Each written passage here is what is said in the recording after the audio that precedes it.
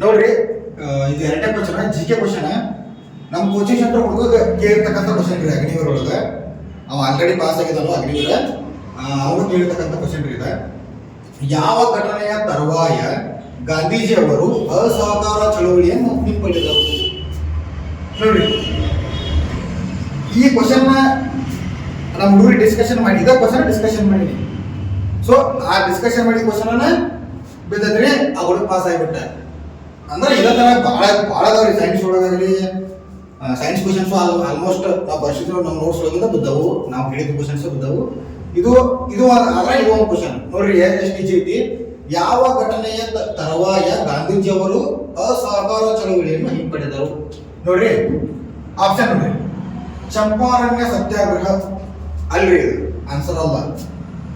ಚಂಪಾರಣ್ಯ ಸತ್ಯಾಗ್ರಹ ನಡೆದದ್ದು 1917 ನಡೀತಿರಿ. ಚಂಪಾರಣ್ಯ ಸತ್ಯಾಗ್ರಹ 1917 ನಡೀತಿ. ಗಾಂಧೀಜಿಯವರ ನೇತೃತ್ವದಾಗ ನಡೀತಿ. ಗಾಂಧೀಜಿಯವರ ನೇತೃತ್ವದಾಗ ನಡೀತಿ. ಈಗೇನು ಬಿಹಾರ ನೋಡ್ರಿ, ಬಿಹಾರ ರಾಜ್ಯದಾಗ ಬರ್ತದೆ. ಚಂಪಾರಣ್ಯ ಎಂಬ ಒಂದು ಊರು ಬಿಹಾರದಾಗ ಬರ್ತೈತ್ರಿ. 1917 ನಡೀತಿ. ಗಾಂಧೀಜಿಯವರ ನೇತೃತ್ವ ನಡೀತಿ. ಇದು ಇನ್ನೊಂದೇನಪ್ಪ, ಚಂಪಾರಣ್ಯ ಸತ್ಯಾಗ್ರಹ ಬಗ್ಗೆ ತಿಳ್ಕೊಬೇಕಾಗಿದೆ ಅಂದ್ರೆ ಗಾಂಧೀಜಿಯವರ ಪ್ರಥಮ ಸತ್ಯಾಗ್ರಹ ಯಾವ್ದ್ರಿ? ಚಂಪಾರಣ್ಯ ಸತ್ಯಾಗ್ರಹ. ಈ ಚಂಪಾರಣ್ಯ ಎಂಬ ಪ್ರದೇಶವು ಬಿಹಾರ ರಾಜ್ಯದಾಗ ಬರ್ತೈತ್ರಿ. ನೆಕ್ಸ್ಟ್, ಖೇಡಾ ಸತ್ಯಾಗ್ರಹ. ಈ ಖೇಡಾ ಸತ್ಯಾಗ್ರಹ ನಡೆದದ್ದು 1918 ನಡೆದಿದ್ದಿ ಖೇಡಾ ಸತ್ಯಾಗ್ರಹ. ಈ ಖೇಡಾ ಎಂಬ ಪ್ರದೇಶ ಇದೊಂದು ಊರಿ. ಖೇಡಾ ಒಂದು ಊರ. ಈ ಖೇಡಾ ಅನ್ನೋ ಊರು ಎಲ್ಲಿ ಬರ್ತೈತಿಪ್ಪ ಅಂತಂದ್ರ ಗುಜರಾತ್ ಆಗ ಬರ್ತೈತ್ರಿ. ಗುಜರಾತ್ ರಾಜ್ಯದಾಗ ಬರ್ತದ್ರಿ ಖೇಡಾ ಅನ್ನೋದು. ಇದು ಗಾಂಧೀಜಿ ಇದು ಆನ್ಸರ್ ಅಲ್ಲ, ಗುಜರಾತ್ ಬರ್ತೈತಿ. ನೆಕ್ಸ್ಟ್, ಸೈಮನ್ ಆಯೋಗ ಶಿಫಾರಸು. ಸೈಮನ್ ಆಯೋಗ ಶಿಫಾರಸು ಆಗಿದ್ದು ಇದು ಅಲ್ಲ ಆನ್ಸರ್. ಇದು ಅಲ್ಲ ಆನ್ಸರ್. ಸೈಮನ್ ಆಯೋಗ ಬಂದಿದ್ದು 1927 ಬರ್ತದೆ. ಸಾರಿ, ರಚನೆ ಆಗ್ತೈತ್ರಿ 1927 ಶಿಫಾರಸು ಆಗ್ತೈತಿ. ಈ ಸೈಮನ್ ಆಯೋಗ ಭಾರತಕ್ಕೆ ಯಾವಾಗ ಬಂತು ಅಂದ್ರೆ 1928 ಬರ್ತೈತ್ರಿ. ಭಾರತಕ್ಕೆ 1927 ಸೈಮನ್ ಆಯೋಗ ಶಿಫಾರಸು ಆಗ್ತೈತಿ. ಇದು ಸೈಮನ್ ಆಯೋಗವು ಭಾರತಕ್ಕೆ ಬಂದದ್ದು 1928 ಸೈಮನ್ ಆಯೋಗ ಬರ್ತೈತ್ರಿ. ನೆಕ್ಸ್ಟ್ ಆನ್ಸರ್ ಇದೆ ನೋಡ್ರಿ, ಚೌರಾ ಚೌರಿ ಘಟನೆ ಅಥವಾ ಚೌರಿ ಚೌರಾ ಘಟನೆ ಅಂತ ಕರೀತಾರೆ. ಈ ಘಟನೆ ಆದ ಕೂಡಲೇ ಗಾಂಧೀಜಿಯವರು ಈ ಅಸಹಕಾರ ಚಳವಳಿಯನ್ನ ಹಿಂಪಡಿತಾರೆ. ಯಾವ್ದ್ರಿ? ಚೌರಿ ಚೌರಾ ಅಥವಾ ಚೌರಾ ಚೌರಿ ಘಟನೆ. ಈ ಚೌರಾ ಚೌರಿ ಅನ್ನೋದು ಇದು ಉತ್ತರ ಪ್ರದೇಶದಾಗ ಬರುತ್ತೆ.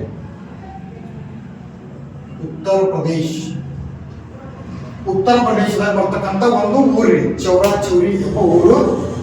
ಈ ಚೌರಾ ಚೌರಿ ಘಟನೆ ಅಂತಂದ್ರೆ ಏನಪ್ಪ ಅಂತಂದ್ರೆ, ಅಲ್ಲಿ ನಮ್ಮ ಭಾರತದ ತೀವ್ರಗಾಮಿಗಳು ಏನ್ ಮಾಡ್ತಾರೆ ಅಂತಂದ್ರೆ, ಒಂದು ಪೊಲೀಸ್ ಸ್ಟೇಷನ್ಗೆ ಬೆಂಕಿ ಹಚ್ತಾರೆ. ಬ್ರಿಟಿಷ್ ಪೊಲೀಸ್ ಸ್ಟೇಷನ್ ಬೆಂಕಿ ಹಚ್ಚಿ ಜೀವಂತ ಸುಡ್ತಾರ್ರಿ ಪೊಲೀಸರನ್ನ. ಆ ಘಟನೆ ನಡೆದಿದ್ರಿ. ಈ ಘಟನೆ ನಡೆದ ಕೂಡಲೇ ಗಾಂಧೀಜಿ ಅವರು ಅಸಹಕಾರ ಚಳವಳಿಯನ್ನು ಹಿಂಪಡಿತಾರೆ. ಅವ್ರಿಗೆ ಗಾಂಧೀಜಿ ಅವರಿಗೆ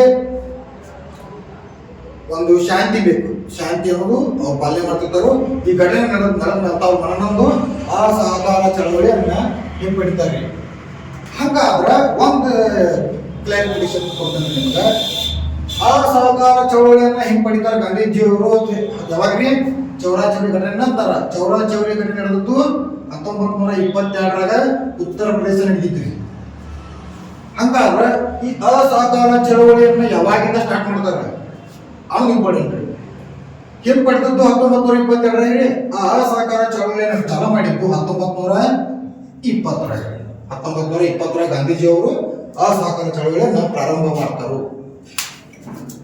ಓಕೆ, ಇನ್ನೊಂದು ಇನ್ಫಾರ್ಮೇಶನ್, ಈ ಅಸಹಕಾರ ಚಳವಳಿ ಅಂದ್ರೆ ಏನು? ಅಸಹಕಾರ ಚಳವಳಿ ಅಂತಂದ್ರೆ ಬ್ರಿಟಿಷರು ತಯಾರು ಮಾಡಿರ್ತಕ್ಕಂಥ ಯಾವುದೇ ಒಂದು ವಸ್ತುವನ್ನ ತಗೊಳಂಗಿಲ್ಲ, ಭಾರತೀಯರು ತಗೋಬಾರ್ದು, ಕೊಂಡ್ಕೊಳ್ಳಂಗಿಲ್ಲ.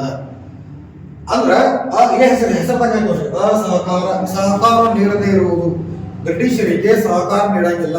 ಅವ್ರು ತಯಾರು ಮಾಡಿರ್ತಕ್ಕಂಥ ವಸ್ತುಗಳನ್ನ ನಾವು ಪರ್ಚೇಸ್ ಮಾಡಬಾರ್ದು. ಇಂಡಿಯನ್ಸು ಅವರು ತಯಾರು ಮಾಡಿರ್ತಕ್ಕಂಥ ಒಂದು ಬಟ್ಟೆ ಆಗಬಹುದು, ಒಂದು ತಿಂಡಿ ತಿನಿಸುಗಳಾಗ್ಬೋದು, ಉಪ್ಪು ಆಗ್ಬೋದು, ಏನೋ ಒಂದು ಇರ್ಬೋದು ರೀ. ಅವ್ರು ತಯಾರು ಮಾಡಿರ್ತಕ್ಕಂಥ ಯಾವುದೇ ವಸ್ತುವನ್ನ ಪರ್ಚೇಸ್ ಮಾಡಲಿಲ್ಲ ಅಂತಂದ್ರೆ ಬ್ರಿಟಿಷರಿಗೆ ಆರ್ಥಿಕವಾಗಿ ಹೊಡೆದುಕೊಂಡಿರ್ತೈತೆ ರೀ. ಈ ಒಂದು ಪ್ಲಾನ್ ಮಾಡಿ ಗಾಂಧೀಜಿಯವರು ಅಸಹಕಾರ ಚಳವಳಿಯನ್ನ 1920 ಜಾರಿಗೆ ತಗೊಂಡ್ಬರ್ತಾರು. ಅದರ ಚಳವಳಿಯನ್ನ ಪ್ರಾರಂಭ ಮಾಡ್ತಾರು. 1922 ಹಿಂಪಡಿತಾರು. ಯಾವ ಕಾರಣಪ್ಪ ಅಂತಂದ್ರೆ ಚೌರಾ ಚೌರಿ ಘಟನೆ ಉತ್ತರ ಪ್ರದೇಶದಾಗ ಪೊಲೀಸ್ ಸ್ಟೇಷನ್ಗೆ ಬೆಂಕಿ ಹಚ್ತಾರು. ಬೆಂಕಿ ಹಚ್ಚಿ ಜೀವಂತವಾಗಿ ಪೊಲೀಸರನ್ನ ಸುಡ್ತಾರು. ಇದು ಇಷ್ಟು ಇನ್ಫಾರ್ಮೇಶನ್ ರೀ. ನಮಸ್ಕಾರ, ಆಪರೇಷನ್ ಸಿಂಧೂರ್ ಕೋಚಿಂಗ್ ಸೆಂಟರ್ಗೆ ಸ್ವಾಗತ. ಇವತ್ತು ಅಗ್ನಿವೀರ್ ಹೋದ್ಸಲ ಕೇಳಿರ್ತಕ್ಕಂಥ ಮಂಗಳೂರು ARO ಮತ್ತು ಬೆಂಗಳೂರು ARO ಮತ್ತು ಬೆಳಗಾವಿ ARO ಹೋದ್ಸಲ ಕೇಳಿರ್ತಕ್ಕಂಥ ಕ್ವಶನ್ಸ್ ತೊಗೊಂಡ್ರಿ. ಯಾವ ರೀತಿ ಕೇಳಿದ್ರು ನೋಡ್ರಿ. ಏನು ಸಿಂಪಲ್ ಆಗಿ ಕೇಳಿದ್ರು ಅಂತಂದ್ರೆ A/B ಯು 3:5 ಆಗಿದೆ. ಅವುಗಳ ನಡುವಿನ ವ್ಯತ್ಯಾಸ 10 ಆಗಿದ್ದರೆ B ಯ ಮೌಲ್ಯವನ್ನು ಕಂಡುಹಿಡಿಯಿರಿ. ನೋಡ್ರಿ, ಯಾವ ರೀತಿ ಬಿಡಿಸ್ಬೇಕಂತಂದ್ರೆ A/B 3:5 ಆಗಿದ್ದರೆ ಅವುಗಳ ನಡುವಿನ ವ್ಯತ್ಯಾಸ, ಅವುಗಳ ಎರಡರ ನಡುವಿನ ವ್ಯತ್ಯಾಸ ಅಂತಂದ್ರೆ ಎರಡರ ಮಧ್ಯೆ ಎಷ್ಟು ಡಿಫರೆನ್ಸ್ ಐತಿ ಅನ್ನೋದು ಇಂಪಾರ್ಟೆಂಟ್ ಆಗೈತಿ. ಇವುಗಳ ನಡುವಿನ ವ್ಯತ್ಯಾಸ ನೋಡ್ರಿ 10 ಆಗಿದ್ದರೆ, ಇವುಗಳ ನಡುವಿನ ವ್ಯತ್ಯಾಸ 10 ಆಗಿದ್ದರೆ B ಯ ಮೌಲ್ಯವನ್ನು ಕಂಡುಹಿಡಿಯಿರಿ. ನೋಡ್ರಿ, ಯಾವ ರೀತಿ ಬಿಡಿಸ್ಬೇಕಪ್ಪ ಅಂತಂದ್ರೆ ಅನುಪಾತದಾಗ ಎಷ್ಟು ವ್ಯತ್ಯಾಸ ತಿಳ್ಕೊಬೇಕ್ರಿ. ಇವುಗಳ ನಡುವಿನ ವ್ಯತ್ಯಾಸವನ್ನು ಅವರು ಅಮೌಂಟ್ದಾಗ ಕೊಟ್ಟಾರ್ರಿ, ಬಟ್ ವ್ಯತ್ಯಾಸದಾಗ ಎಷ್ಟು ತಿಳ್ಕೊಬೇಕು. ವ್ಯತ್ಯಾಸ ನೋಡ್ರಿ, 3 ಮತ್ತು 5 ಮಧ್ಯೆ ವ್ಯತ್ಯಾಸ ಎಷ್ಟೈತಿ? 2 ಐತ್ರಿ.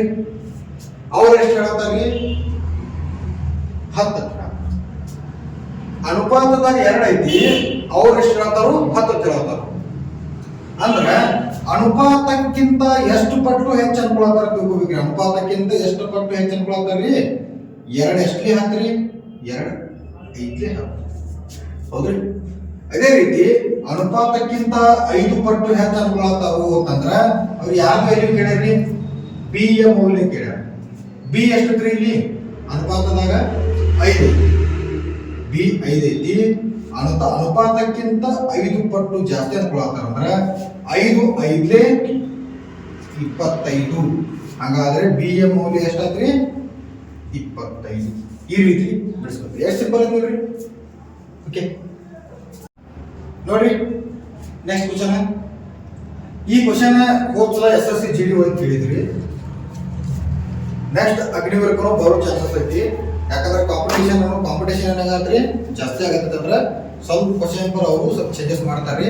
ನೋಡ್ರಿ, ಅಗ್ನಿವೀರದವ್ರು ಲಕ್ಷ ಕೊಟ್ಟು ನೋಡ್ರಿ, ಮತ್ತೆ SSC ದವ್ರು ನೋಡ್ರಿ. SSC ಒಳಗೆ ಕೇಳಿದ್ರು 2025 ಕ್ವಶನ್ ಪೇಪರ್ದಾಗ ಮಾವು, ಹಣ್ಣುಗಳು, ಹೂಕೋಸು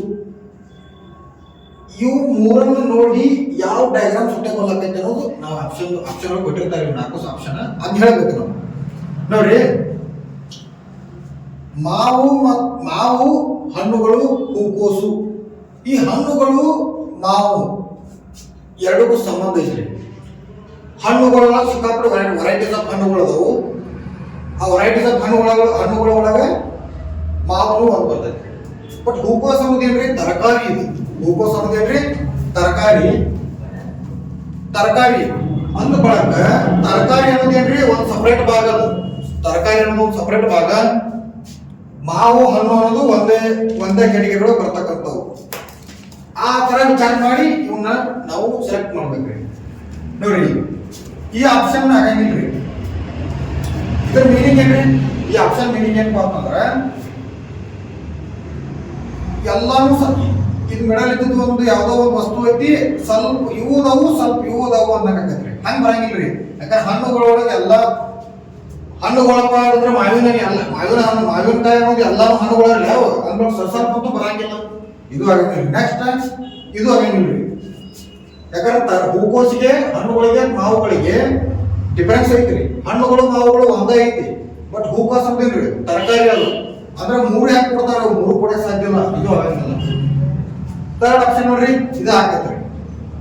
ಯಾಕೆ ಆಗತ್ತೆ ನೋಡ್ರಿ, ಇದು ದೊಡ್ಡದು ಏನಂತಲ್ಲ, ದೊಡ್ಡ ಸಾಮ್ರಾಜ್ಯ ರೀ. ಈ ದೊಡ್ಡ ಸಾಮ್ರಾಜ್ಯ ಎದುರದ್ರಿ ಇದ ಹಣ್ಣುಗಳ್ರಿ, ಹೌದಿಲ್ರಿ? ಹಣ್ಣುಗಳು ಅಂದ್ರೆ ದೊಡ್ಡ ಸಾಮ್ರಾಜ್ಯ.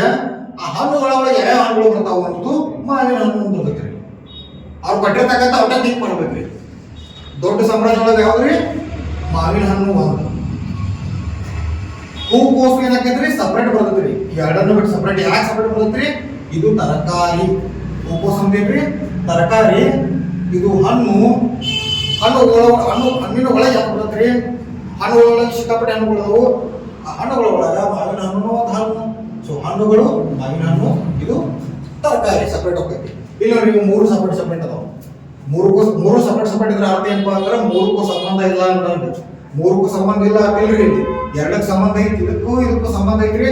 ಸೊ ಇದು ಆಗಂಗಿಲ್ಲ, ಹೌದ್ರಿ? ಇದೇ ರೀತಿ ಡೈಲಿ ಕ್ಲಾಸ್ ಮಾಡ್ತಿರ್ತಾನು. ಚಾನಲ್ನ ಸಬ್ಸ್ಕ್ರೈಬ್ ಮಾಡ್ರಿ, ಲೈಕ್ ಮಾಡ್ರಿ, ಶೇರ್ ಮಾಡ್ರಿ. ಡೈಲಿ ಕ್ಲಾಸ್ ಬರ್ತಿರ್ತಾವು. ಒಮ್ಮೆ ಕರೆಂಟ್ ಅಫೇರ್ಸ್ ತೊಗೊಂಬರ್ತಾನು, ಒಮ್ಮೆ ಮ್ಯಾಥ್ಸ್ ತೊಗೊಂಬರ್ತಾನು, ಒಮ್ಮೆ ರೀಸನಿಂಗ್ ತೊಗೊಂಬರ್ತಾನು.